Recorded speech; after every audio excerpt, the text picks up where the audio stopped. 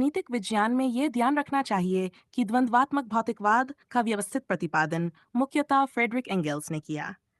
इसका दार्शनिक आधार मार्क्स और एंगेल्स के संयुक्त विचारों से विकसित हुआ। Close quote. मार्क्स ने हेगेल की द्वंद्वात्मक पद्धति को स्वीकार किया, लेकिन उसके आदर्शवाद को छोड़कर उसे भौतिकवादी आधार पर स्थापित किया। मार्क्स के अनुसार भौतिक परिस्थितियां और उत्पादन संबंध समाज के विकास का आधार हैं। समाज का विकास अंतर्विरोधों और संघर्ष के माध्यम से होता है। ऐतिहासिक भौतिकवाद। यह मार्क्स के इतिहास दर्शन का केंद्रीय सिद्धांत है।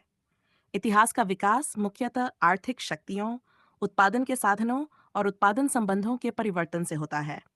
समाज की आर्थिक संरचना बदलने पर उसकी राजनीतिक, कानूनी और सामाजिक संस्थाएं भी बदलती हैं।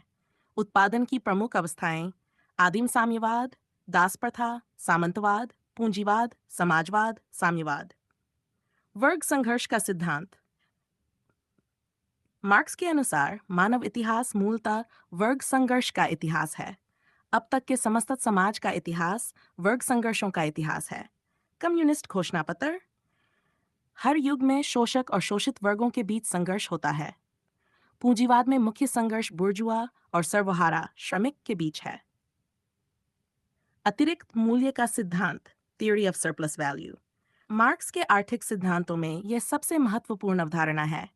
श्रमिक जितना मूल्य उत्पन्न करता है उसे उसका पूरा प्रतिफल नहीं मिलता। श्रमिक द्वारा उत्पन्न मूल्य और उसे दिए गए वेतन के बीच का अंतर अतिरिक्त मूल्य सरप्लस वैल्यू कहलाता है। यही पूंजीपति के लाभ का मुख्य स्रोत है। 5. अलगाव का सिद्ध एलियनेशन।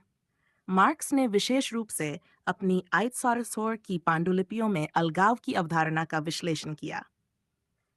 पूंजीवादी व्यवस्था में श्रमिक का अलगाव होता है, अपने श्रम के उत्पाद से, श्रम की प्रक्रिया से, अपने मानवीय स्वरूप स्पीशीज बीइंग से, अन्य मनुष्यों से। मार्क्स के अनुसार ये पूंजीवाद की मूल समस्या है। 6. आधार और अधिरचना का सिद्धांत। मार्क्स के अनुसार समाज की आर्थिक संरचना बेस ही उसकी राजनीतिक, कानूनी, धार्मिक और सांस्कृतिक संस्थाओं सुपरस्ट्रक्चर को प्रभावित करती है। आर्थिक आधार में परिवर्तन होने पर अधिरचना में भी परिवर्तन होता है। यह अवधारणा मार्क्स के ऐतिहासिक भौतिकवाद का महत्वपूर्ण अंग है। 7. राज्य का सिद्धांत, द स्टेट। मार्क्स के अनुसार राज्य वर्ग निरपेक्ष संस्था नहीं है। राज्य आर्थिक रूप से प्रभुत्वशाली वर्ग के हितों की रक्षा करता है। पूंजीवादी समाज में राज्य मुख्यतः पूंजीपति वर्ग के हितों का संरक्षक होता है। निजी संपत्ति का सिद्धांत। मार्क्स ने उत्पादन के साधनों पर निजी स्वामित्व की आलोचना की। उनके अनुसार उत्पादन के साधनों पर निजी स्वामित्व ही शोषण और वर्ग विभाजन का प्रमुख कारण है। मार्क्स का लक्ष्य व्यक्तिगत उपयोग की वस्तुओं का नहीं, बल्कि उत्पादन के साधनों पर निजी स्वामित्व का अंत था। सर्वहारा क्रांति का सिद्धांत। मार्क्स के अनुसार पूंजीवाद के अंतर्विरोध अंततः सर्वहारा क्रांति को जन्म देंगे। इस क्रांति के माध्यम से पूंजीवादी व्यवस्था समाप्त होगी और समाजवादी व्यवस्था की स्थापना होगी। सर्वहारा वर्ग की तानाशाही, डिक्टेटरशिप ऑफ द प्रोलेटेरिएट।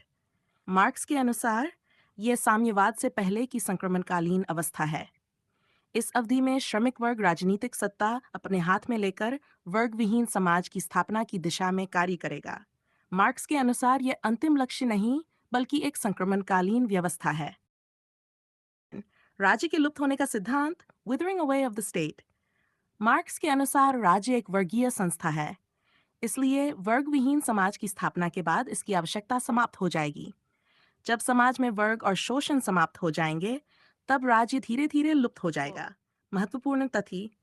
राज्य के लुप्त होने की अवधारणा का विस्तृत प्रतिपादन फ्रेडरिक एंगेल्स ने विशेष रूप से एंटी ड्यूरिंग और the origin of the family, private property and the state में किया।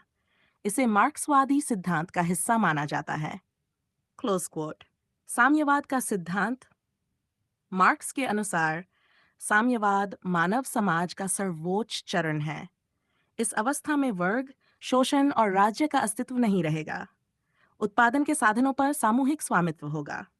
प्रत्येक से उसकी क्षमता के अनुसार, प्रत्येक को उसकी आवश्यकताओं के अनुसार। गोथा कार्यक्रम की आलोचना। विचारधारा जी का सिद्धांत मार्क्स के अनुसार शासक वर्ग के विचार ही प्रत्येक युग के प्रमुख विचार बन जाते हैं।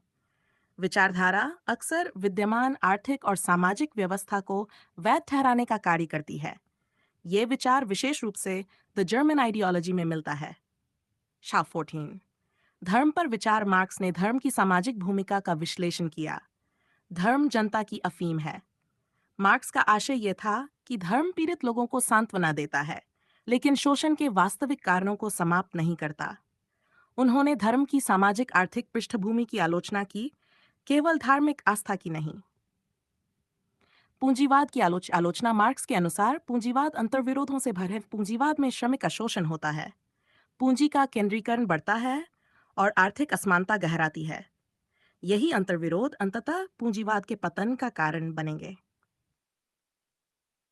साइंटिस्ट मानव मुक्ति का सिद्धांत मार्क्स के अनुसार वास्तविक मुक्ति केवल राजनीतिक अधिकारों से नहीं, बल्कि आर्थिक शोषण की समाप्ति से संभव है। मानव की पूर्ण मुक्ति वर्गविहीन समाज में ही संभव है। श्रम का मार्क्स के अनुसार श्रम मानव की सृजनात्मक शक्ति है। पूंजीवाद में यही श्रम अलगाव एलिनेशन का शिकार हो जाता है। वर्गविहीन समाज में श्रम पुनर्रचनात्मक और स्वतंत्र होगा। ईटाइट उत्पादन संबंध और उत्पादन शक्तियां मार्क्स के अनुसार इतिहास का विकास उत्पादन फोर्सेस ऑफ प्रोडक्शन और उत्पादन संबंधों रिलेशंस ऑफ प्रोडक्शन के अंतर्विरोध से होता है। जब पुराने उत्पादन संबंध नई उत्पादन शक्तियों के विकास में बाधा बनते हैं, तब सामाजिक क्रांति होती है। हैशन 19 वैज्ञानिक समाजवाद सोशलिज्म मार्क्स और एंगेल्स ने अपने समाजवाद को वैज्ञानिक समाजवाद के रूप में प्रस्तुत किया। यह समाजवाद आदर्श कल्पनाओं पर नहीं, बल्कि इतिहास और आर्थिक विश्लेषण पर आधारित है। इसी कारण उन्होंने काल्पनिक यूटोपियन समाजवाद की आलोचना की। अंतर्राष्ट्रीय श्रमिक एकता का सिद्धांत मार्क्स के अनुसार श्रमिकों का संघर्ष राष्ट्रीय सीमाओं तक सीमित नहीं है। विश्व के मजदूरों एक हो कम्युनिस्ट घोषणा पत्र। मार्क्स ने श्रमिक वर्ग की अंतर्राष्ट्रीय एकता पर बल दिया और इसे पूंजीवाद के विरुद्ध संघर्ष के लिए आवश्यक माना। मार्क्स के अनुसार वस्तु के मूल्य का आधार सामाजिक रूप से आवश्यक श्रम समय सोशली नेसेसरी लेबर टाइम है। इसी आधार पर उन्होंने अतिरिक्त मूल्य सरप्लैल्यू की व्याख्या की। मैट ई वस्तु पूजा कमोडिटी फेटिशिज्म यह अवधारणा मार्क्स की पुस्तक दास कैपिटल में मिलती है।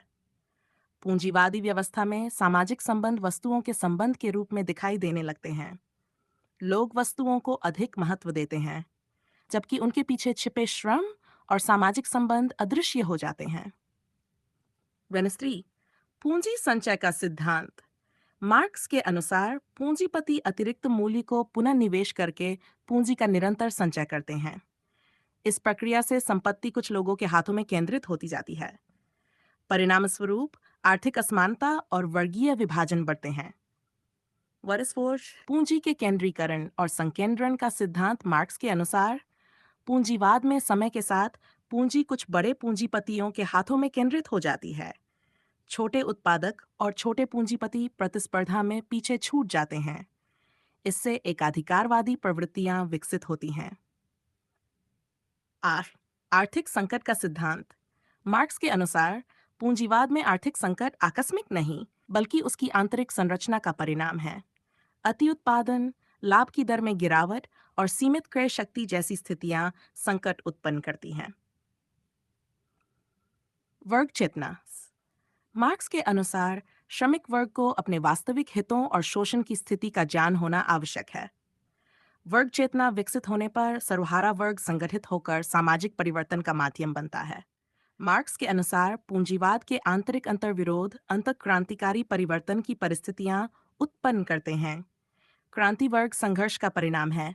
इसके माध्यम से समाजवादी व्यवस्था की स्थापना होती है। वांचिआइट सर्वहारा अंतर्राष्ट्रीयवाद प्रोलेटेरियन इंटरनेशनलिज्म मार्क्स के अनुसार दुनिया के सभी श्रमिकों के हित मूलतः समान हैं। इसलिए श्रमिक आंदोलन को राष्ट्रीय सीमाओं से ऊपर उठकर अंतर्राष्ट्रीय एकता स्थापित करनी चाहिए। 29 वर्ग विहीन समाज मार्क्स लेस के अनुसार साम्यवाद का अंतिम लक्ष्य वर्ग विहीन समाज की स्थापना है। इस समाज में न शोषक वर्ग होगा न शोषित वर्ग। सामाजिक और आर्थिक समानता की स्थापना होगी। मार्क्सवाद का अंतिम लक्ष्य, मार्क्स के राजनीतिक दर्शन का अंतिम उद्देश्य मानव को आर्थिक शोषण, वर्ग विभाजन और अलगाव से मुक्त करना है। इसका लक्ष्य एक ऐसा समाज है जहां स्वतंत्र अब तक के समस्त समाज का इतिहास वर्ग संघर्षों का इतिहास है। डू विश्व के मजदूरों एक हो, कम्युनिस्ट घोषणा पथी। दार्शनिकों ने संसार की केवल विभिन्न प्रकार से व्याख्या की है, आवश्यकता इसे बदलने की है। धर्म जनता की अफीम है। 5 मनुष्य की चेतना उसके अस्तित्व का निर्धारण नहीं करती, बल्कि उसका सामाजिक अस्तित्व उसकी चेतना का निर्धारण करता है। 6 शासक वर्ग के विचार प्रत्येक युग के शासक विचार होते हैं। 7 पूंजी मृत श्रम है जो पिशाच की भांति जीवित श्रम को चूसकर ही जीवित रहती है। श्रम सभी संपत्ति का स्रोत नहीं है, प्रकृति भी उतनी ही आवश्यक है। 9 प्रत्येक से उसकी क्षमता के अनुसार, प्रत्येक को उसकी आवश्यकताओं के अनुसार। 10 मुक्त श्रम ही वास्तविक मानव विकास का आधार है। 11 निजी संपत्ति ने मनुष्य को स्वयं से अलग कर दिया है। 12 श्रमिक जितना अधिक उत्पादन करता है उतना ही अधिक निर्धन होता जाता है। पूंजीवाद अपने भीतर ही अपने विनाश के बीज उत्पन्न करता है। क्रांति इतिहास का इंजन है। आर्थिक आधार समाज की राजनीतिक और वैचारिक संरचना को प्रभावित करता है। वर्ग संघर्ष सामाजिक परिवर्तन की प्रेरक शक्ति है। समान साम्यवाद मानव की वास्तविक मुक्ति का मार्ग है। मार्क्स राज्य वर्गीय प्रभुत्व का एक साधन है। शोषण का आधार उत्पादन के साधनों पर निजी स्वामित्व है। पूंजीवादी व्यवस्था में श्रमिक अपने श्रम से अलग हो जाता है। मोचिवंड इतिहास का विकास भौतिक परिस्थितियों से संचालित होता है। सामाजिक परिवर्तन का मूल आधार आर्थिक परिवर्तन है। 43 वर्गविहीन समाज मानव इतिहास का उच्चतम चरण होगा। स्वतंत्रता तभी सार्थक है जब शोषण समाप्त हो। मानव मुक्ति का मार्ग सामाजिक और आर्थिक समानता से होकर जाता है। आर्थिक निर्धारणवाद इकोनॉमिक डिटर्मिनिज्म की आलोचना। आलोचकों का मत है कि मार्क्स ने समाज, राजनीति, धर्म, संस्कृति और कानून पर आर्थिक कारकों को आवश्यकता से अधिक महत्व दिया। समाज के विकास में आर्थिक कारकों के साथ साथ धार्मिक, सांस्कृतिक, नैतिक और राजनीतिक कारक भी महत्वपूर्ण भूमिका निभाते हैं। युता इतिहास की एकांगी व्याख्या। मार्क्स ने इतिहास की व्याख्या मुख्यतः आर्थिक आधार पर की।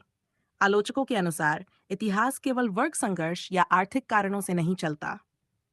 3 वर्ग संघर्ष को अत्यधिक महत्व। मार्क्स ने इतिहास को वर्ग संघर्ष का इतिहास बताया। आलोचकों का कहना है कि समाज में सहयोग, सह अस्तित्व और समझौते की भी महत्वपूर्ण भूमिका होती है। राज्य संबंधी विचारों की आलोचना। मार्क्स ने राज्य को शासक वर्ग का उपकरण माना। उदारवादी और बहुलवादी विचारकों के अनुसार आधुनिक लोकतांत्रिक राज्य केवल किसी एक वर्ग के हितों का प्रतिनिधित्व नहीं करता। बाय पूंजीवाद के पतन की भविष्यवाणी। मार्क्स ने पूंजीवाद के अनिवार्य पतन की बात कही। आलोचकों का तर्क है कि पूंजीवाद ने श्रम कानूनों, कल्याणकारी नीतियों और लोकतांत्रिक सुधारों के माध्यम से स्वयं को बदलने की क्षमता दिखाई है। एक्स मध्यम वर्ग की उपेक्षा। मार्क्स ने मुख्यतः बुर्जुआ और सर्वहारा वर्ग पर ध्यान दिया। आलोचकों के अनुसार आधुनिक समाज में मध्यम वर्ग की भूमिका अत्यंत महत्वपूर्ण है। सेड सर्वहारा क्रांति की भविष्यवाणी। मार्क्स का मानना था कि सबसे पहले विकसित पूंजीवादी देशों में श्रमिक क्रांति होगी। ऐतिहासिक रूप से पहली सफल साम्यवादी क्रांति रूस में हुई, जो उस समय पूर्ण विकसित पूंजीवादी देश नहीं था। राज्य के लुप्त होने की आलोचना। मार्क्स ने वर्गविहीन समाज में राज्य के धीरे धीरे समाप्त होने की कल्पना की। आलोचकों का कहना है कि व्यवहार में स्वयं को मार्क्सवादी कहने वाले देशों में राज्य समाप्त नहीं हुआ, बल्कि कई मामलों में और अधिक शक्तिशाली बना। 9 निजी संपत्ति का विरोध। मार्क्स ने उत्पादन के साधनों पर निजी स्वामित्व की आलोचना की। उदारवादी विचारकों का मत है कि निजी संपत्ति नवाचार, निवेश और आर्थिक प्रगति को प्रोत्साहित करती है। डेट व्यक्तिगत स्वतंत्रता की आलोचना। कुछ आलोचकों का मत है कि मार्क्सवादी व्यवस्थाओं में व्यक्तिगत स्वतंत्रता और राजनीतिक बहुलवाद पर पर्याप्त ध्यान नहीं दिया गया। हालांकि यह आलोचना मुख्यतः बाद के मार्क्सवादी राज्यों के अनुभवों पर आधारित है। इसे सीधे मार्क्स के सभी मूल लेखनों पर लागू करना सावधानी से किया जाना चाहिए।